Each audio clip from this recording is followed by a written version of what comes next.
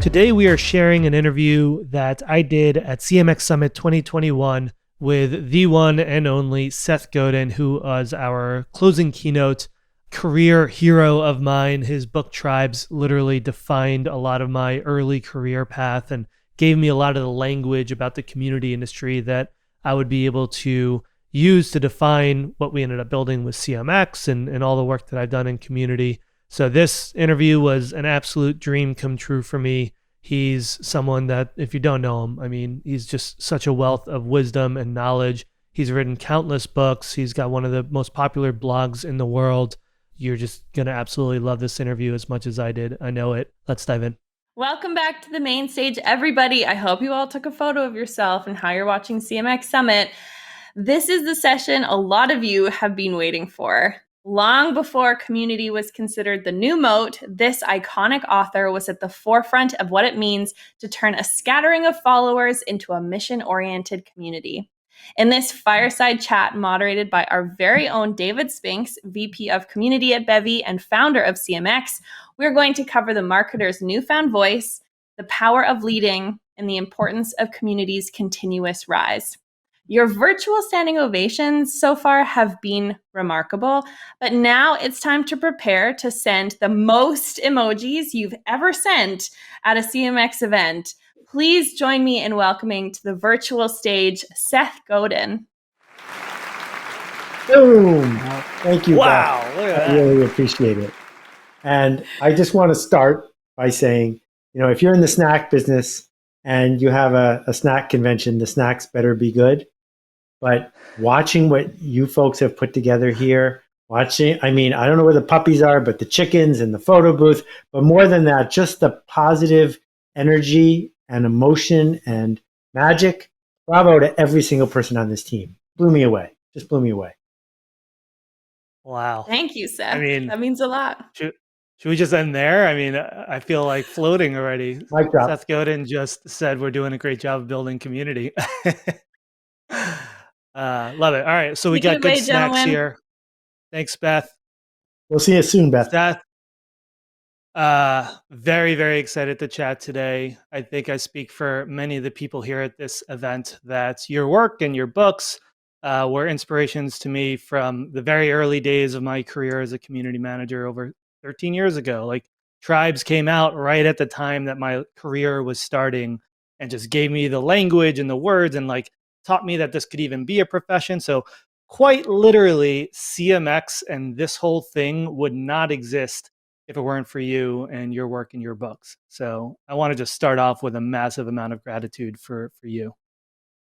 Well, I'm a little choked up because, it takes a year for a book to come out. So you got to tell the truth in advance sometimes. And this whole idea that there is a profession of community and that it was going to become as widespread as it became.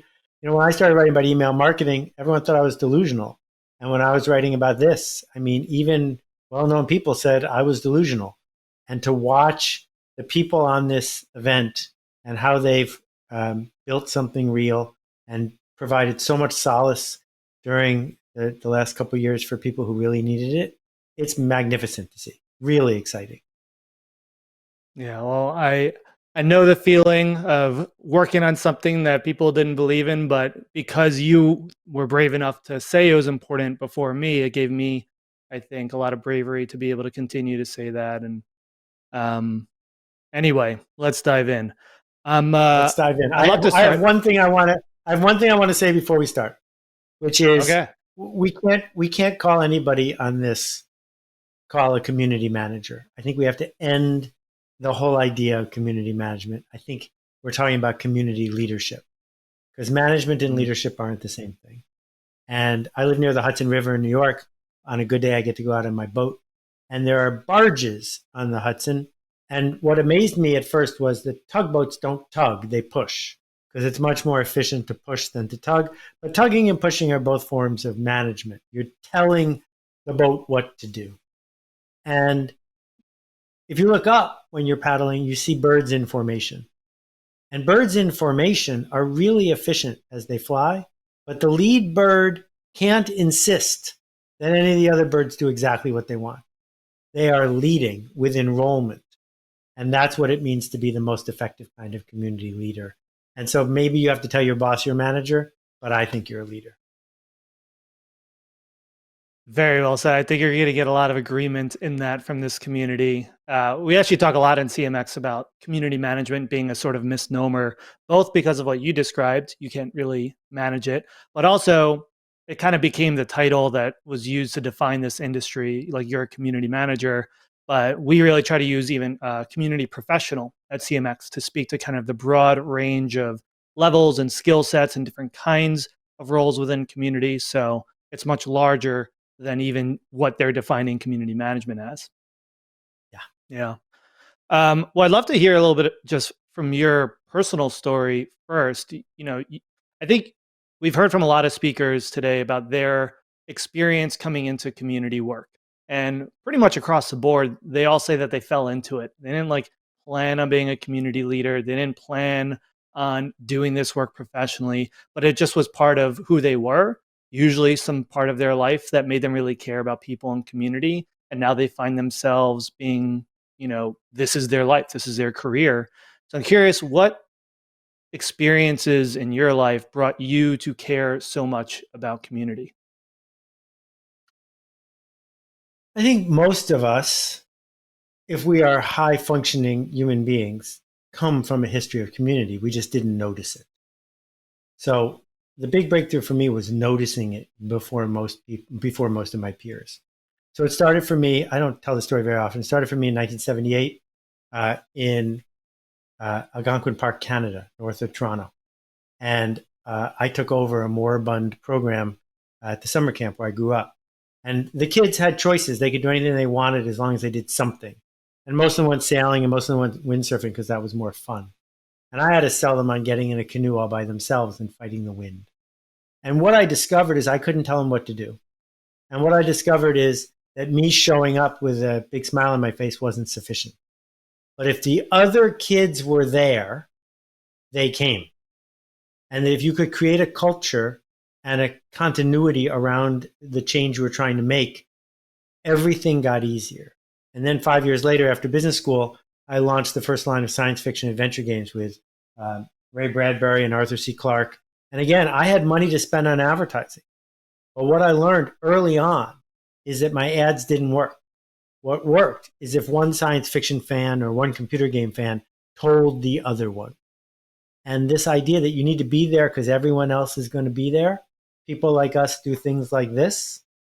That was a long time ago. I'm talking 40 years ago. And it's now more true because virtual eliminates barriers of time and space. The discourse means that you can have a community that's 24/7. I don't have to be there when you posted something. And I don't have to be in the same town as you. I don't have to be in the same canoe as you. But if the same people that I care about are in the room, I'm coming. And so I noticed it a long time ago. I just didn't have words for it, but I've pretty much built my whole career around it.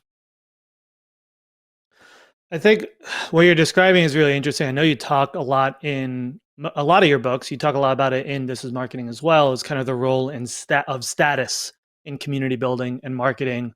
I'm curious to get your take on just how should community builders be thinking about the role of status when they're building community, both in terms of, is it important for them to have status as leaders in the community? And then how can they efficiently give members of the community status? This is such a great topic. Thank you for bringing this up. So it's going to take a minute to take it to pieces. First, let's talk about the tension. The tension is if you just started an open Facebook group or just started an open discussion board in whatever, Slack, and left, it wouldn't take 15 minutes for Godwin's law to kick in. It would quickly devolve to nothing. That if there is no structure, there is no community. If you go into a bank with a stocking over your head, they don't ask if they can help you. They call the cops. That we need structure in order to be able to live in community. So your job is to put up boundaries. Your job is to create, at some level, barriers. Your job is to filter the molecules from one another to create the kind of energy that people want to enroll in. It's a bouncer that makes the nightclub work. Because if everyone is in the nightclub at all times doing anything they want, No one wants to go to the nightclub. So with that said, what is our job? And I think our job is two parts. Our job is affiliation and dominance. And these are called status roles. Affiliation means, who am I with? Who am I next to? Who's wearing what I am wearing? Am I speaking the same language? Are we in sync? People like us do things like this. And this idea of affiliation is the fuel to get your community started. So if you're in a woodworking community and this woodworking community is all about hand tools, and somebody shows up and starts talking about using a table saw, they're not part of it. You're not one of us. You can't have insiders if you don't have outsiders. But then there's the second piece, and it's the second piece that requires real guts on the part of the organizer. And this piece is status roles and dominance. Who's up, who's down, who's leading and who's following. So if we go back a couple thousand years to Catholic Church, right, with bishops and archbishops and popes, and right, there's a hierarchy there on purpose for a good reason, because it creates a structure that enables a community, a tribe, to last for thousands of years. And the same thing is true when, for example, you as a community leader give an emoji or a shout out to someone who's doing the kind of thing you want done, because you are at some level anointing them with a high five that gives them status in front of other people. And now the other people realize that for them to get status, they have to do something along those lines. The same way when you kick out a troll, kicking out the troll is an essential way of asserting and establishing who is where in the hierarchy. And I am not aware of one perfectly flat organization, community that thrives. I can't think of one. If you can think of one, I'd love to hear about it. I can't. Yeah, it's interesting. I mean, there's a lot of conversations now even around these kind of flat organizations or decentralized autonomous organizations, leaderless organizations, when in reality, I think leadership always forms. And I think the point you're bringing up is an important one, specifically because it can bring up some discomfort in a lot of people who do this work of building community when we want to be inclusive, right? We want more people to have access to the communities we're building. And sometimes hierarchy and power dynamics can also feel a little icky when we're trying to just like connect with people. But I agree. I think it's a realistic part of community building is there's always going to be people who don't belong, people who do belong. There's always going to be structure to how power is distributed in the community. And you just have to shape it intentionally and make sure you're not excluding people who otherwise should be in the community. And the only time people complain about hierarchy and power dynamics is when the boat isn't going where they told the boat was going to go. So if you're on the Staten Island ferry, you don't say, how come that person gets to drive? Why don't they just let anybody who wants to drive? Because it's going to Staten Island and that's what you signed up for, right? Where we get into trouble is when people commit to a journey and then all of a sudden a power-hungry leader takes it somewhere else or doesn't help us get to where we want to go. So what it means to be a professional is to make a promise and to keep it. And if you're not comfortable making a promise and keeping it, then you're a clerk, not a leader. And I think we don't have room for community clerks in this conference. What we are talking about is how will you step up, raise your hand and saying, I'm making a promise. Who wants to follow me? Who wants to be part of where we are going? I like that. It's kind of like taking your seat as a leader as well, which is something that doesn't always come naturally for those of us who want to help people as well. Right. And I'll give you a quick aside about this because we've been talking for 15 minutes and haven't mentioned the Grateful Dead once. How'd that happen? The Grateful Dead, number one grossing rock group in America, more than 15 years without a top 40 hit. Did it because they had a group, a community that went from show to show. And then something really bad happened, which is they had a top 40 hit, just one. And what it did, never went near a number one, but it was a top 40 hit. And what Touch of Grey did was bring in a whole bunch of people who were there for the wrong reason. They brought in people who were there for drugs and violence. They weren't there for people who wanted to be part of the family. And the mistake that the community made is they didn't say, not around here, not on our watch. That behavior isn't welcome here. And that's why the last few years you talk to people who toured with the Dead, felt different because people were welcome. But what you need to say is welcome to do what? And this is the way it is around here.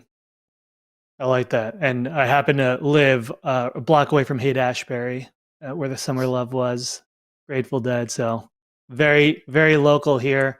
And I mean, I think it's a really interesting point as well, because it's a common question I think we hear in this space of, can you scale community? Can you scale that authenticity, right? Like every community, I think, if they reach a certain level of size and maturity, will have kind of the new group of members who come in with fresh eyes and fresh experiences and bring something new to the community. And then you have the established members who kind of dig their feet into the ground and say like, well, now everything's different, right? Like Burning Man's happening right now. I hear that all the time at Burning Man. People are like, it's not the same. But like I went there for the first time 5 years ago, and it was incredible for me because it was the first time there. But people who had a different expectation of it early on, they're like, well, it's not what I first came for. It's not what I came to be comfortable with. Yeah. So let's dive into this for a little bit. As Yogi Berra said, no one goes there anymore. It's too crowded. It will never be the same again. That's true for every community. But we can begin by talking about the word authenticity. So if you go to Comic-Con and somebody gets on stage to talk, I don't know, about the new Star Trek movie, you don't want them to be authentic. You actually want them to be the best version of young Spock they know how to be. You're not there to hear them talk about the fact that they had an argument with their kids that morning. That's a different sort of peeping Tom thing that sometimes works in little corners of the internet. But authenticity isn't nearly as important as consistency. Are you consistently bringing me the experience in the community that I came to expect, that I was promised? And, so I was at TED when there were 300 people, and I was at TED when there were 5,000 people. And what Chris did in changing the TED community was change it on purpose, because he couldn't keep the promise of what's it like when there are 300 people here and also have 5,000 people there. So you have to change the promise. But that doesn't mean that you talk to people about how you feel at all times. That's not what professionals do. Professionals say, we're going to do it this way, and these are what you're going to get, and this isn't what you're going to get. And we know that means some people might want to move on because they want something more intimate. They want something less structured. Good luck to you. Here's a link. You can go start your own thing. But now what this community does is this. And if it's not you who's making that call, then you've surrendered to the mob, and we need you instead to lead. And leadership involves saying, this is where I'm going. Who wants to come? I love that. I love the change on purpose. I think a lot of the time we kind of just get caught up and swept up in the change of our community. And sometimes that ends up being something that even the leaders didn't want, and even the members didn't want. And so being really intentional about that change is super important. I want to zoom out a little bit. So you wrote Tribes in 2008, 13 years ago. Yeah. Long time ago. Lots changed since then, right? Community has changed. The platforms we use to talk to each other have changed. How we experience community has changed. There's the loneliness epidemic happening at the same time. Now we're all virtual because of COVID, which also brings more accessibility. Like we hear from people at this event who love that they can come to this conference from anywhere, and they're introverted, so they love it being online instead of in person. Lots of positive and negative stuff has changed. I'm curious just to hear, what do you see as the things that have fundamentally changed in terms of how we experience community today? And what do you think we need to be focusing on? Like, what is the community need of humanity today?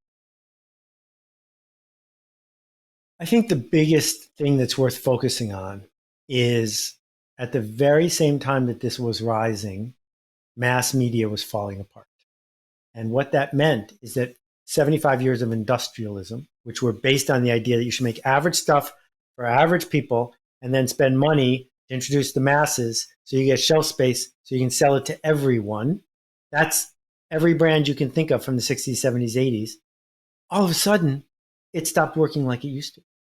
And then we kick in with the long tail. and then we kick in with community. And when those pieces all aligned, what it meant was that the big bosses shifted from, how do I stay in charge by spending cash to steal attention to sell average stuff to average people, to, how do I do it with and for small groups of people, I call it the smallest viable audience, that want this specific thing.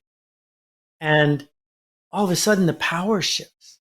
So my cousin is very into, I don't even know what it's called. It's a kind of rock and roll that is played so loud that they give earphones to everyone when they come into the room. And you can actually feel the bass in your bones. That's why you're going. And if the musicians who made that started acting like the record labels did in the 70s or 80s, the people would evaporate. It can't work. Those 1,000 true fans, the people who will drive 4 hours out of their way to be in the room, that's the core of the whole thing. It's not about getting on the radio. They're never going to get on the radio. It's them. And so the shift is that professionals in the community space need to realize the company needs you more than you even acknowledge, that they don't have an alternative anymore, that you need a seat at the table, not when the product is done. You deserve a seat at the table when the product is being planned. That, in fact, everyone in the company works for the head of community. The way you answer the phone, your pricing, what you're dumping into the river, who you're hiring, your DEI strategy, all of these things report to the head of community. Because if there is no community, there is no company. Damn. We're going to be using that quote for a long time here in CMX. I'm sure you're getting a lot of snaps in the chat right now. Yes, it actually segues into like another topic I want to dive into. We actually had a session earlier today with the CEO of a company called Venify, and someone asked the CEO, how can the community prove its value to all these other teams, to marketing, to product, to support, et cetera? And he had a response that aligns very much with yours. He said, it's not about that. It's actually, how do those teams prove their value to the community? And it's that like jumped out at me. It was such a fundamental shift in mindset from traditional business. And it seems so core to what needs to happen in order for companies to truly invest in community and do this work correctly. You actually said something in This Is Marketing. You said that truly powerful marketing is grounded in generosity, empathy, and emotional labor.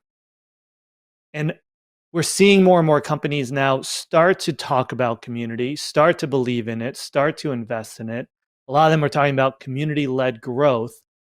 I'm curious, like, what's the difference between community and marketing? Is what you're talking about the same thing? Or are they actually completely different things? They overlap. So I want to go back. These are such great questions. You're really making me think hard, and I appreciate this. Let's go back 10 minutes. If you, as the representative community, go into the organization and give every single person in your community the same sort of voice in the organization, you will fail.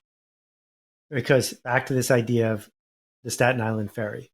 If you get on the Staten Island ferry and you loudly complain that you're upset because it's not going to Cuba, don't bring that person to the front of the room and make sure they have a voice. They're not entitled to a voice. It's not the Cuba ferry. It's the Staten Island ferry. They are on the wrong boat. So a lot of this begins with your willingness to ask people who are on the wrong boat to get off. They're entitled in a democracy to talk about the government, but they are not entitled in your community to be a troll. And if the organization and the community have decided not to go where they want it to go, it's not your job to amplify that. So with that said, generosity doesn't mean free. Generosity doesn't mean lowering the price of what you do or giving it away. Generosity means showing up with emotional labor to do difficult work that some people might not think you need to do. And so what does that mean? It means that someone who's truly generous, sorry, that's a plane flying overhead, truly generous as a heart surgeon, is bringing that extra energy in the face of something that might not work. They're spending the extra time to read up on your particular case. So they're not just phoning it in. That's the generosity we want when we're going in for heart surgery. And empathy says, I don't know what you know. I don't see what you see. I don't believe what you believe, but that's okay. And if you can't add, and that's okay, then why would they listen to you?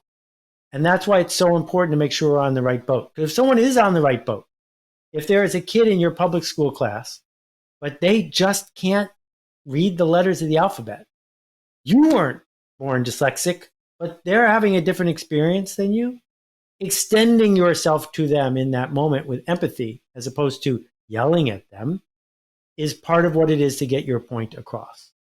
So that's my foundation. And then I can answer your question, which is marketing is not advertising. It is telling true stories that spread, stories that change people's opinion or their actions. And one of the key elements of all of that is that there's a community of people that care about what you're doing and want to go where you're going.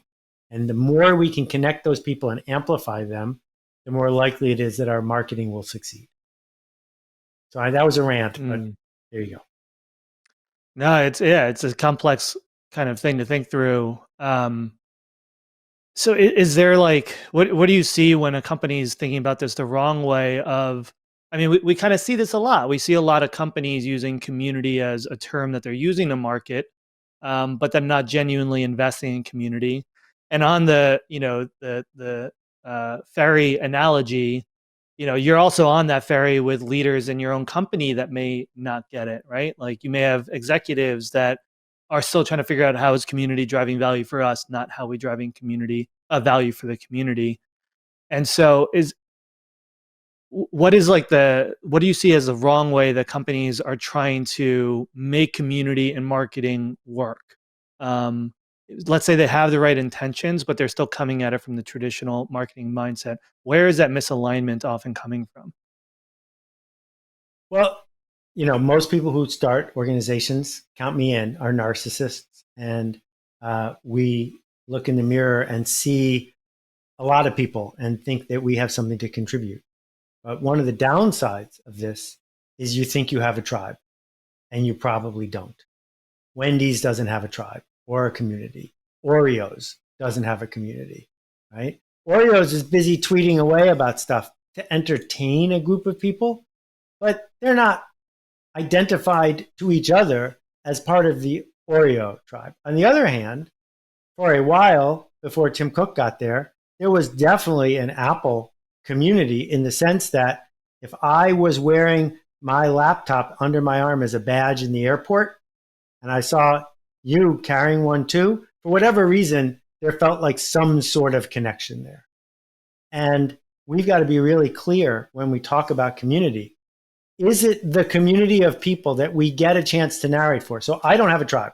I don't have a community, but there are people who would exist even if I disappeared, who I get to narrate for, who I get to minister to, who I get to give words to so they can go back to their circles and run with them.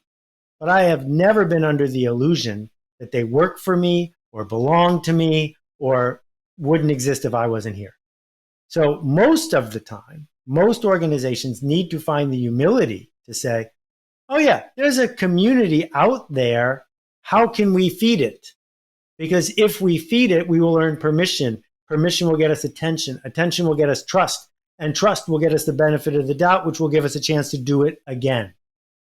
And, I wrote more words for Fast Company magazine than most people. Bill and Alan never thought that the Fast Company community was theirs. Instead, they said, look, there's this whole bunch of disconnected people who are on the cutting edge of things like co-working and tech or whatever. Let's whisper to them. Let's give them something to talk about. And that is how you build a $400 million magazine, not by insisting they're yours. I'll ask you a question that I get asked all the time then.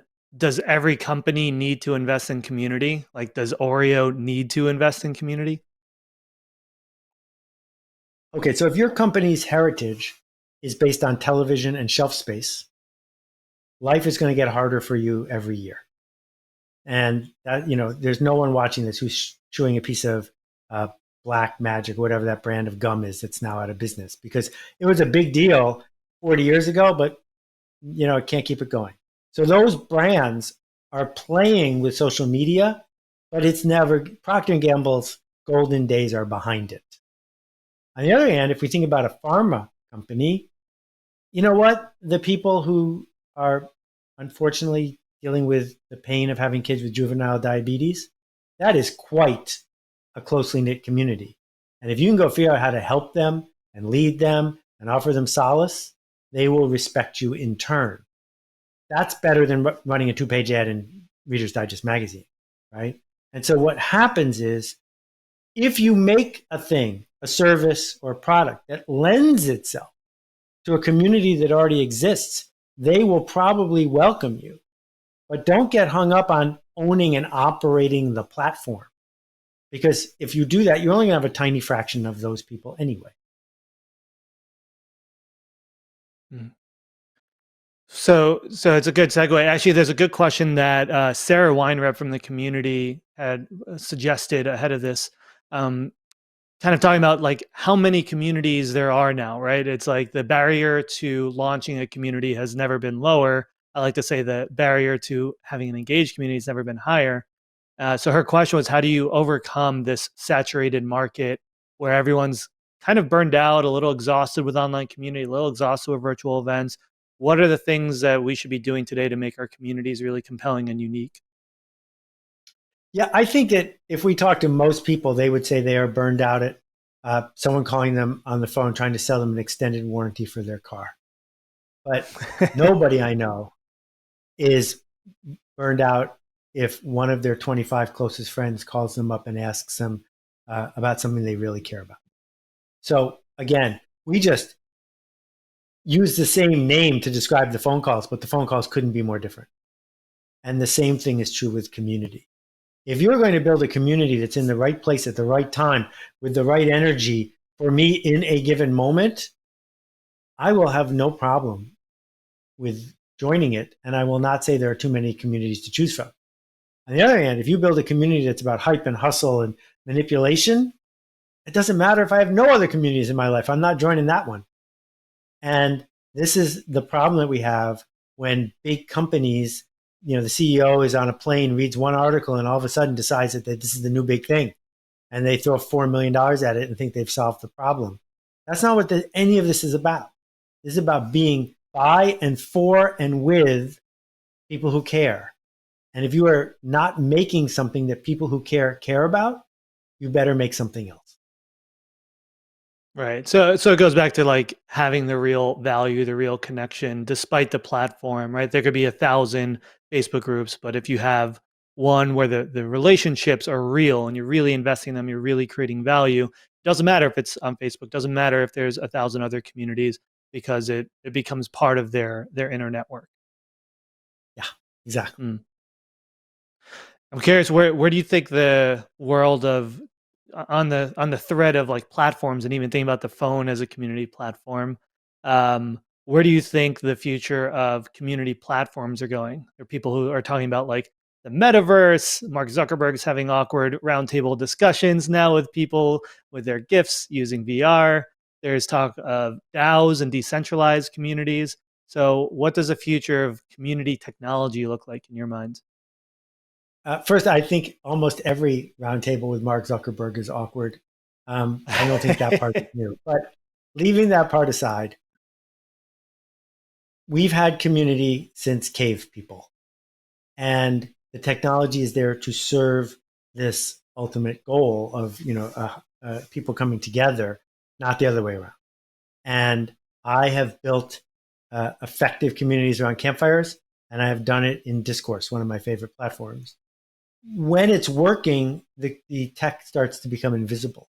When it's not working, the boundaries show up in places that we don't want them to. And VR and AR have been the next big thing for the last 10 years. It's likely that they will eventually come along, but you're not going to win by finding the next big thing.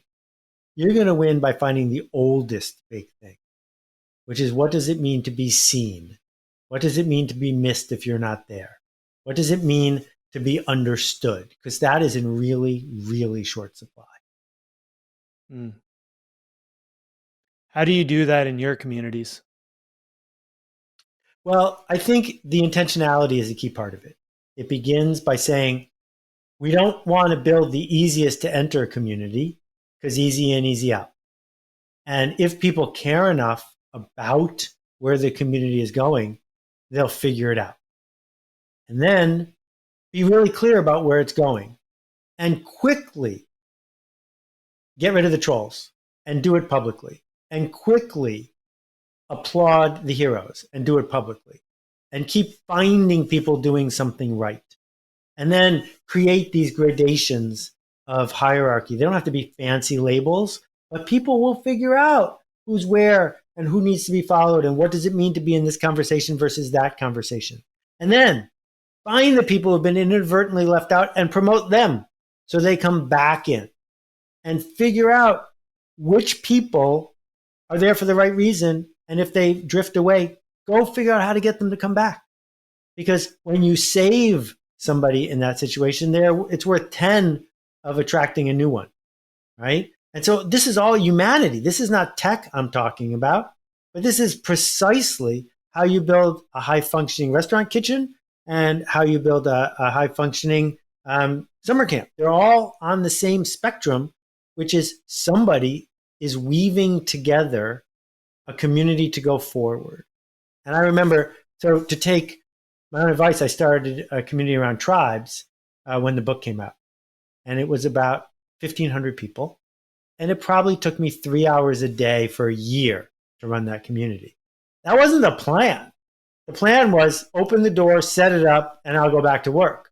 But what became clear to me is if there wasn't somebody who was willing to actually create boundaries, we were going to quickly devolve into a mess. And I learned an enormous amount from running that community. One person who I'm still in touch with was homeless at the time. And because of the connection that the community was able to make with, for, and around her, she saw a way forward. She got herself out of her situation, but being surrounded by people, we weren't talking about a book. I certainly wasn't trying to get them to sell my book. It was simply, what would it be like to organize a community of community organizers? And I mean, it's been 10, 15 years and it's still, those people are still doing it. The ripples are real. And, you know, I noticed a few people have asked about P&L type questions. They're missing, their bosses are missing the point, because these are questions about why are we here and how are we going to get to where we're going, not please show me how much money we made last week. I want to give a shout out to Susie Nelson. She inspired the platform question. And one more question that came from the community ahead of time that I think is relevant here. I'm curious, how do you think about charging for communities, having paid communities? I know you have a bunch of communities where you pay for membership versus free communities, because I think you've done both, right, over the years? Yes. And to be clear, the cohort-based platform I started, Akimbo, I don't own it or run it anymore. It's an independent B Corp in the public interest. Super proud of what they're doing, but it's not me anymore. I don't want to take credit for that.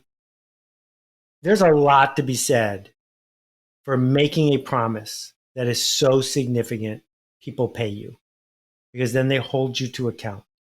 And it's harder at first to make a promise like that. It also leads to spectacular cognitive dissonance in a good way, because people who pay for a community have a lot of feeling of sunk cost. They're less likely to quit. They're more likely to get through the hard parts at the beginning. On the other hand, as Chris Anderson has written about, there's a huge gap between all that and free. Free adds a 0 or 2 zeros or 3 zeros. And if you're going to do that, the promise cannot include, and we're going to be here 24/7 looking you right in the eye at all times, because you're not paying for that. Instead, it has to be much more peer-to-peer. That when we have something peer-to-peer, like, say, Alcoholics Anonymous, first of all, they're not anonymous. But secondly, where's their headquarters? And how does the whole thing work? Well, it works because it's an algorithm. It's a protocol.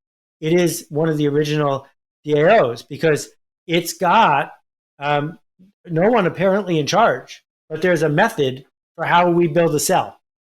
And that is one of the methods that can be used to galvanize communities at scale. Not because you're going to get paid for it, but because people like us do things like this. Mm. Yeah. It's and just to call out that model, I think that's something Rosie Sherry is one of our community members, talks about, like the repeatability. So like the Alcoholics Anonymous model of like having the template that someone else can come and replicate and replicate and replicate. That is really like where the community magic happens. And you can do that at scale, without financially sustainably as well. Okay, well, I have a ton more questions. I want to make sure we leave time at the end for questions from the Q&A from the community. So if you haven't already, post your questions in the Q&A and vote them up. We're going to get to them right after my favorite part of a lot of the interviews that I do, the rapid fire question round. Seth, I have some rapid fire questions where I will ask them in normal time and you will answer them quickly. Sound good? Bring it on. I have a buzzer. All right. Okay. All right. Question number one. I think this is the question that everyone's been wondering this whole time. Where do you buy your glasses? Oh, I forgot to change them in the middle. We made a deal about that. Yeah, we forgot our plan. When my eyesight started to fade, I realized clear glasses weren't going to cut it. Back when I used to travel and shop and stuff, I found a little place on the Lower East Side, East Village of Manhattan, called Franny's Fabulous. And these are mostly new old stock. This one came from Moscot, but it's a little too heavy for me, so I don't wear it that much. So there's 2 leads for you. I don't buy them online. Sorry, team. Sorry, Warby. All right. Well, follow-up question. How do you decide which one to wear? I have a deal with Neil. I have a deal. Sorry to interrupt. I have a deal with Neil at Warby. He's a friend. He's agreed not to make any of the glasses that I wear, and I've agreed not to say anything nasty about Warby Parker. So I only buy mine at Warby, so I'll give them a shout out. They're great. Everyone wins. Do you know about this? Do you know the school bus story? Because the school bus story is relevant. So here's the deal. Is it a rapid fire answer? Warby Parker was doing great online. They wanted to open stores. They didn't know where to open the stores. So they bought a school bus and outfitted the whole thing like an eyeglass store. And then they parked it in zip codes where their data showed they had a lot of online customers. And every single time they opened a real store, it worked because they had practiced with their community. Ding. Boom. Love it. All right, we'll move on. Next question. What's your favorite book to give as a gift or to recommend to others that's not one of the 20 books that you've written? I give out many copies of The Art of Possibility and many copies of The War of Art. They have confusing titles and they're both magical. I haven't heard of The Art of Possibility. The War of Art's a great one. Oh, read it right away. Read it. I will. I'm going to do it tonight. All right. Next question. What's a go-to community engagement tactic or conversation starter that you like to use in your communities? Tell me how you got here. What led to you being who you are? Or how did you get this job? Or what is it about this that is working for you? The second one is for more intimate communities. What was it like at the dinner table when you were growing up? I like that. Well, I mean, I feel like I have to turn that around now. What was it like at the dinner table when you were growing up? It was magic. 2 amazing parents who spent lots of time giving us time to talk about where we were and where we were going. I love that. That adds up with your personality. All right, next question. Who in the world of community would you most like to take out for lunch? Could be dead or alive. Oh, how about whichever the disciples figured out how to go from being a tiny sect to a worldwide religion? Not because I have any personal connection to that, but because they made a whole bunch of intuitive decisions. Just one example, if you were an Orthodox Jew in the year 10, you needed to get circumcised. And the only people who were Christian in the year 10 were Orthodox Jews. So if you tried to get someone to join, first they had to get circumcised. That's a tough sell to a 30-year-old. So they just took that rule out of the rule book. A lot of really cool things, 10 by 10 by 10. Plus, I could get to say I had lunch with them. That would be an interesting lunch. All right. Next question. What's a community product that you wish existed? Patience. I think we need to figure out a way to let people who are being patient know that they might be onto something. I wonder what that product would look like. Well, you didn't ask me to build it. You just asked me to describe it. So there you go. Yeah, you shared the problem. Someone out there can figure out the solution. All right. What's something that you wish more people asked you? This was a question from Piper Wilson in our community. How can I put myself on the hook? All right. How can you put yourself Most on the hook? most of the questions, if you look through past things that have been on all day here, have been, how do I get my boss to let me do X, Y, or Z? And what's a subtext of that is, without me having to take responsibility for guaranteeing to work. And organizations are bad at handing out authority, and they're good at giving out responsibility. And so if we can figure out how to find ourselves willing to take responsibility, over time, we tend to get more authority. So to dig into that just for a moment, it sounds like a lot of the questions, a lot of the conversations we're having in this space kind of have this message of how do we get others to buy into this? How do we convince executives? It's kind of giving the responsibility to them to like make a decision or make an investment, but there's a level of responsibility that we need to take on and own and be accountable to. Right, because guess what? You don't need a lot of cash to build community. You're not asking for $50 million for an ad campaign. And so if you just do stuff that doesn't completely undermine the brand, but you do it and you build it and you share your mistakes and you own them and you give away credit to the bosses, they will be much more likely to say, please do more of that. I like that. It goes back earlier, you said minimum or smallest viable audience. I think we in the community industry like to call it the minimum viable community. There's very simple things you can start just doing. Just do it, get results, learn, and bring that to the executives rather than asking for permission first. Right. And I don't mean to criticize the people on this call, because you've been treated like cogs your whole life. You've been pushed to only do multiple choice stuff. You've been encouraged to fill in a box on an org chart. So that's what we got indoctrinated to do. But in times of change, none of those things are satisfying or effective. And so given that you're the smartest person in the room, in almost any room you go into, what a moment to say, I'm not going to let somebody else wait for somebody else to take responsibility. I'm just doing this. And then I'll send them a report about how well it worked. Love it. All right, just a few more, then we're going to open up to community questions. And we got a lot of really good ones in here. Remember, post them in there. Give a thumbs up to the ones you like. This one actually came from ahead of the event as well, from Greg Bullmash. He said, what's the worst mess you've ever had to clean up? I like this one. Oh, my goodness. All right, well, it's a rapid fire question. So the short version is, I almost got arrested. AOL was my biggest client, and Carter Wallace was our second biggest client. And we were inventing email marketing. And one day we sent all the Arid Extra Dry customers an AOL email and all the AOL customers a deodorant email. And that was when AOL was really on a tear and doing well, and we screwed up. And then the next week we did it again. And I called up the senior VP at AOL and said, look, words aren't enough, but I'm going to fly down to Virginia just to apologize to your face.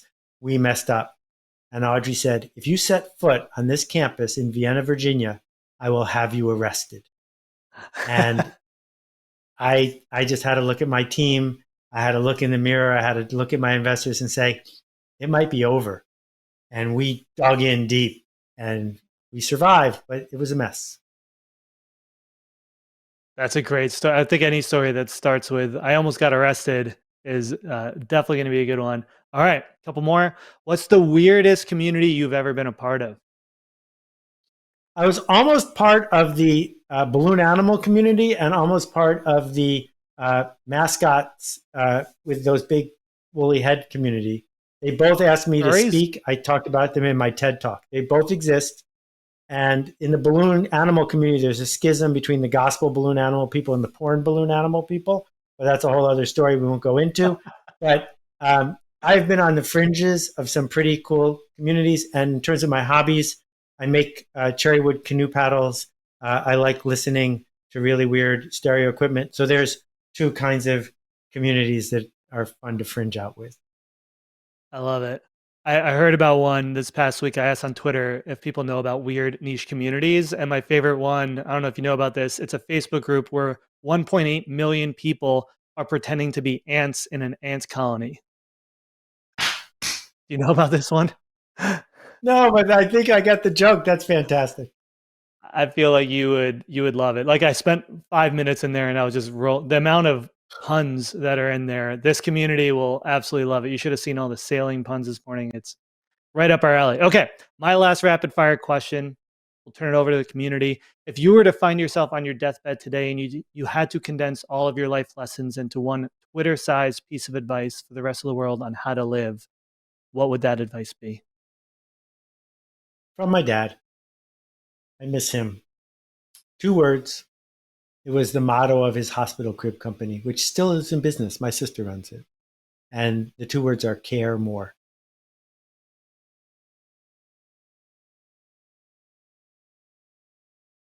Yeah, I like that advice. All right. Good note now to wrap up my questions and start asking some of our community's questions for you.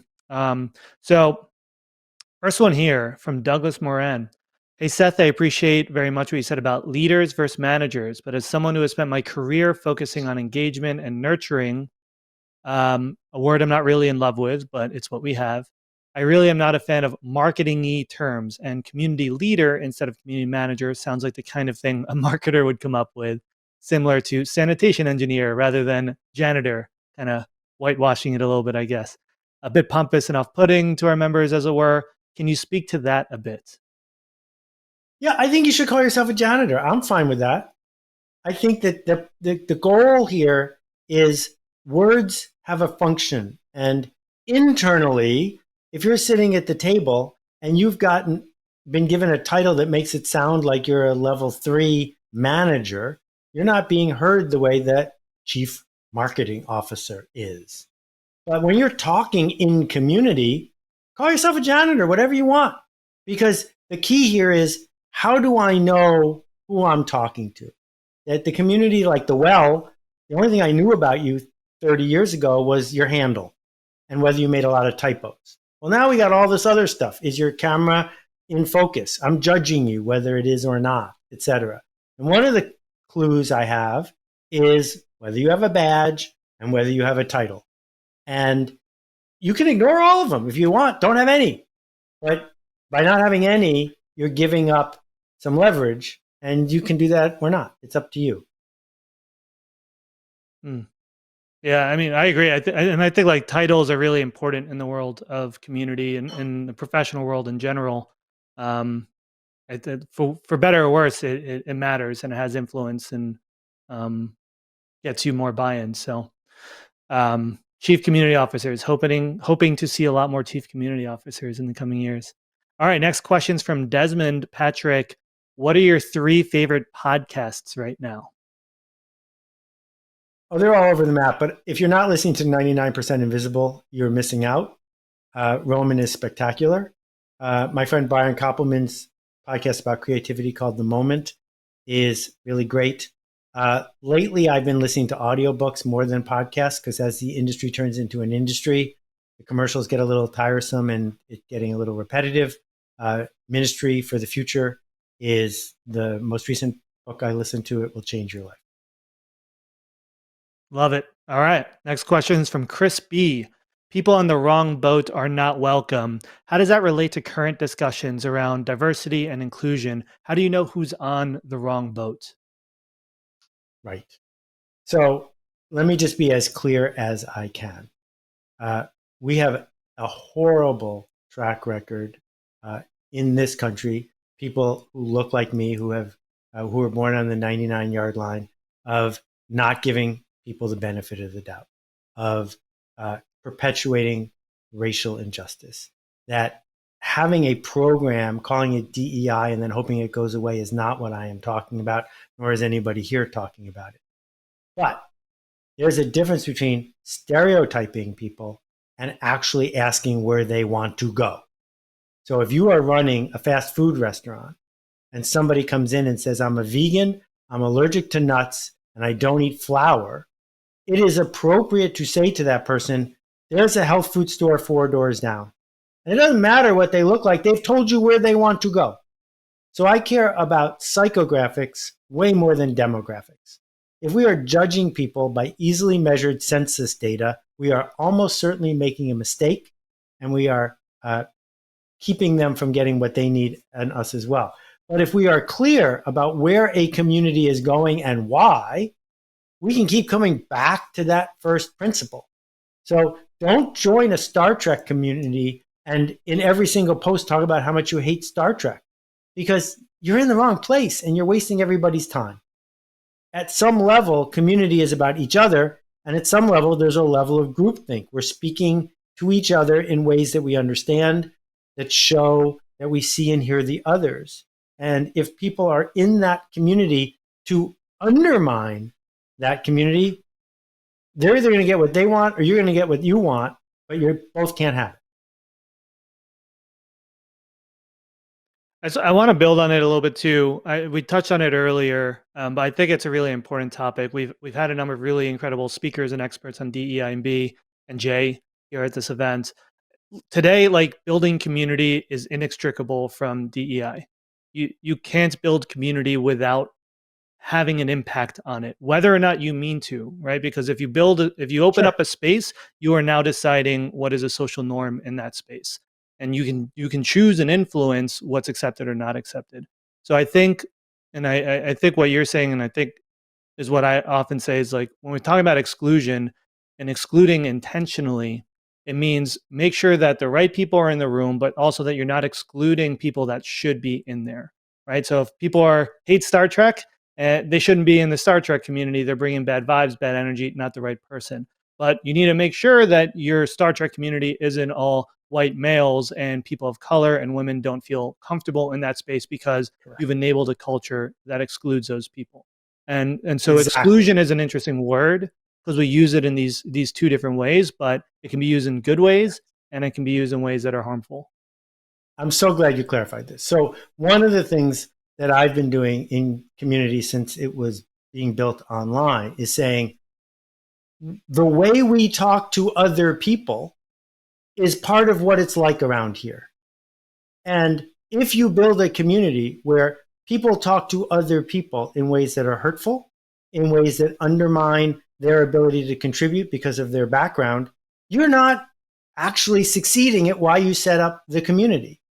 And so too often those two things are associated with each other, that it's considered okay to be a jerk simply because you care a lot about woodworking.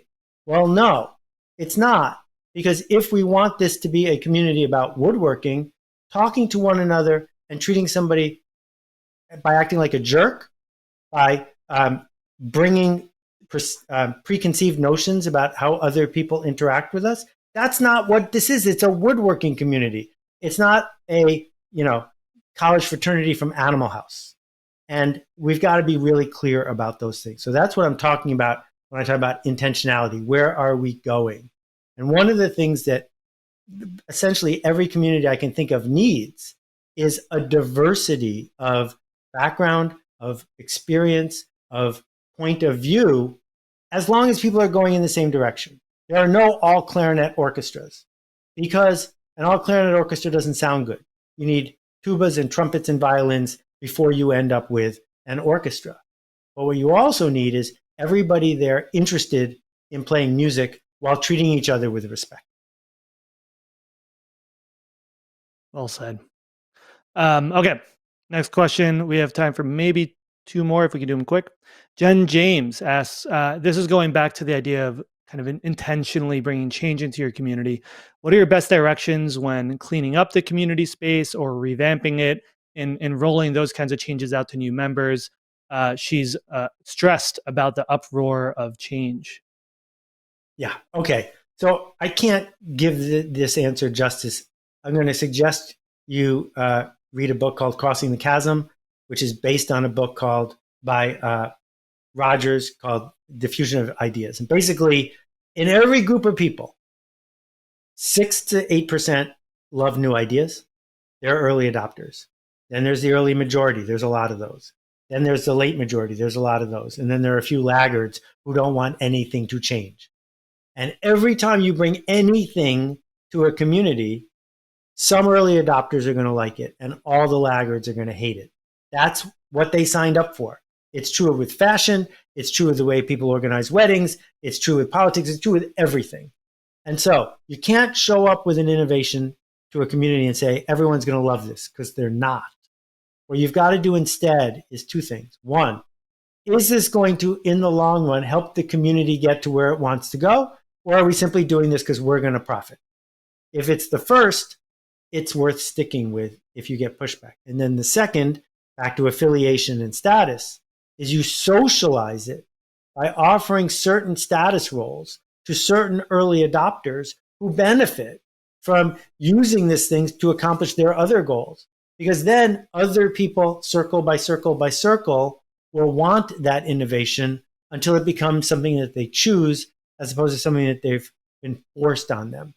And we've seen this over and over again when a community rolls something out without thinking through these two steps, because they're presuming that everyone wants the same thing, and everyone doesn't want the same thing at the same time. Well said.